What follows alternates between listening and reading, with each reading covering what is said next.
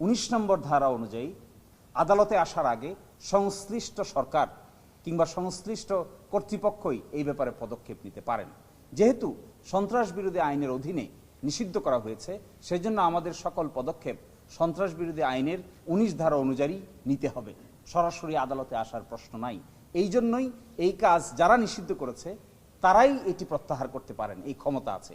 এই জন্যই আমরা আদালতের দ্বারস্থ না হয়ে সরকারকে সংশ্লিষ্ট পদক্ষেপ নিয়ে বাতিল করার জন্য, আইনগত পদক্ষেপ নেওয়ার জন্য আমরা অনুরোধ জানিয়েছি। দুটো কাজ, একটি কাজ নিষিদ্ধের আদেশটি প্রত্যাহার হতে হবে। নিষিদ্ধের আদেশটি প্রত্যাহার হয়ে যাওয়ার পরে আপনারা জানেন বাংলাদেশের সুপ্রিম কোর্টে জামাতের রেজিস্ট্রেশন মামলাটি ডিসমিস ফর ডিফল্ট হয়েছিল।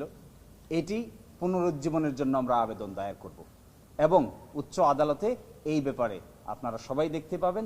পরবর্তী পদক্ষেপ প্রত্যাহারের পরে আমরা দ্রুততম সময়ের মধ্যে বাংলাদেশের আপিল বিভাগে দরখাস্ত দায়ের করে সেই রেজিস্ট্রেশন মামলাটি পুনরায় শুনানি করার জন্য দরখাস্ত দায়ের করব। আমরা আশা করি বিদ্যমান বর্তমান পরিস্থিতিতে ন্যায় বিচারের স্বার্থে বাংলাদেশের সুপ্রিম কোর্ট ন্যায় এবং নীতির পক্ষে অবলম্বন করবেন এবং বাংলাদেশ জামাত ইসলামী রেজিস্ট্রেশন প্রক্রিয়ায় আইনগতভাবে ফিরিয়ে দেবেন, এটি আমাদের প্রত্যাশা।